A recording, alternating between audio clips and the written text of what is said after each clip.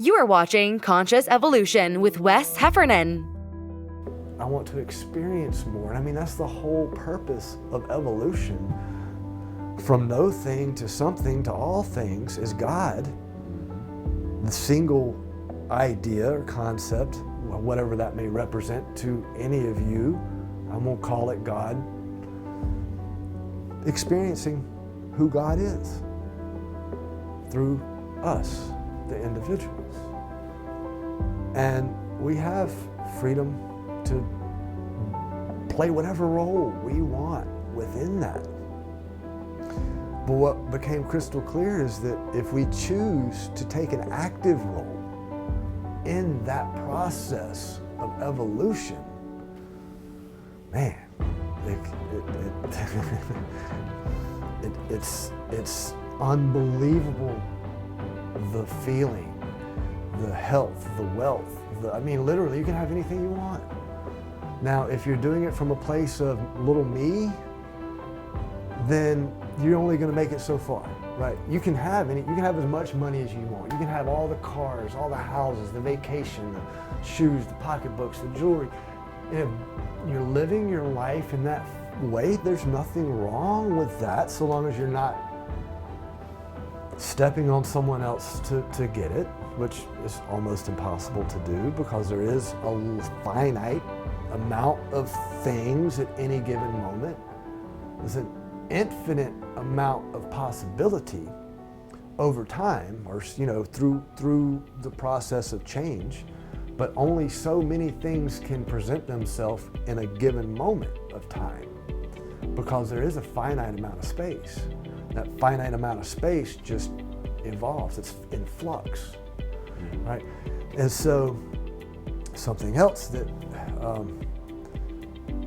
became extraordinarily important in this conversation was anytime you examine something, you're examining a snapshot, right? You're not examining the process unless you're in the process. Right. So if you want to pull out and talk about this tree, fine, but understand that you're talking about the moment that you decided to pull that snapshot and say, hey, here's this tree. It's no longer living, right? It is a picture of something that you're now studying. Mm-hmm. And what you're going to get out of that is nothing compared to if you become the tree and you live the life of the tree. And while, obviously I can't turn into a tree, but there is this vast collection of information that would allow me or any of you to understand the process of the tree, right? Because no matter where you look, the process is the same. It's 1, 2, 3, 4, 4 equals 1. 1, 2, 3, 4, 4 equals 1. 1, 2, 3, 4. It's that simple, right? How do you get from A to B? There's 4 steps. You start at A night and a day, and you're at B. 4 things. That's it. Now, it may become complicated because you're going to add all of these, and you're going to add to it. Hours. Right, and so it becomes a collection of A's and B's and 1, 2, 3, 4s. And so we really get into something that I was already aware of, like where the numbers come from. Why is 7 important? Why is 12 important? With the 8 tribes, and we're going to get into all that for sure. Next chapter 3. Stay tuned. Really getting into how those structures work, but or those concepts work. So be sure to, if you're interested in that, be sure to hit that subscribe button, right? But it's as simple as 1, 2, 3, 4. If you can count to 4, and you can say A and B, you can understand life in its fullness, right? But it's at the place of where God would have, just come into existence.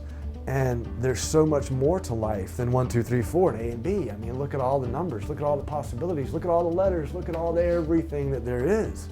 There's so much more than 1, 2, 3, 4. But no matter where you look, it's going to be a combination of 1, 2, 3, 4s and A's and B's. moving in different directions that creates everything that is life. Me, you, all of y'all's experiences, the love, the pain, the suffering, the joy, the happiness, the death, the life, all of it, everything. And so, we get to choose. But in order to move from one frame to the next, you have to sacrifice yourself. You have to die on the cross. And that's what it's about. And right now, we all are living within the story, this single story, that is the evolutionary process of God expanding itself into all things. And what seems to be occurring and what's being explained and shown to me is that you have to finish that story, and then you can begin telling your own, right?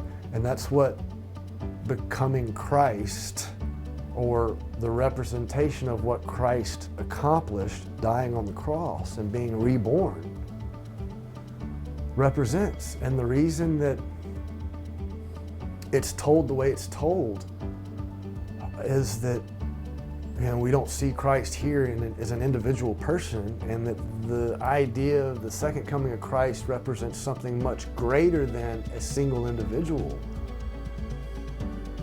Is that was the example of what we have to do as individuals, right? And as we as individuals collectively begin doing so, then we as individuals can collectively begin telling a grander story. And when Jesus refers to the idea of the things that I have done you can do and so much more, that's what he's speaking to.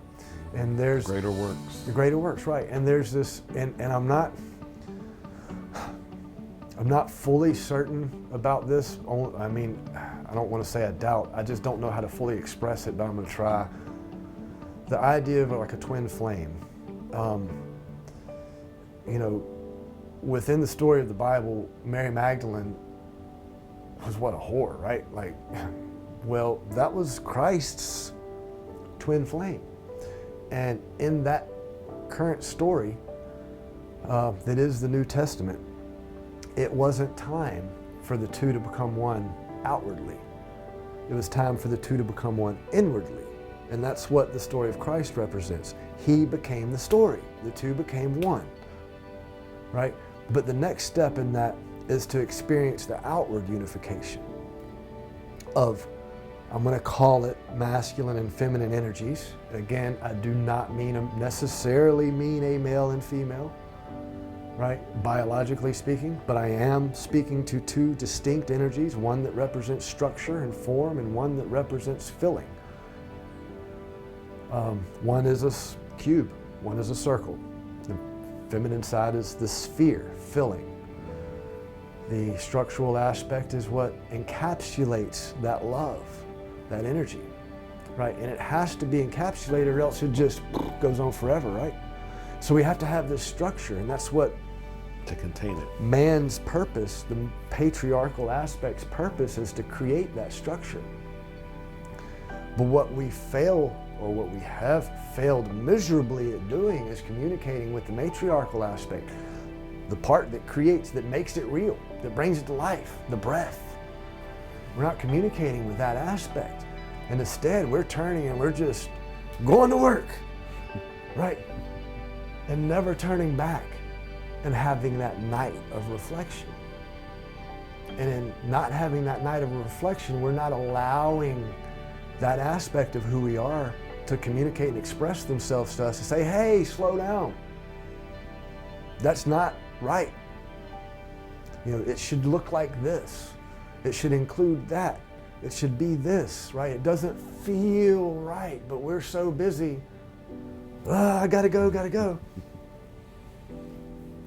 And that's where we stand. Thanks for watching. Join us next time on Conscious Evolution. Don't forget to subscribe.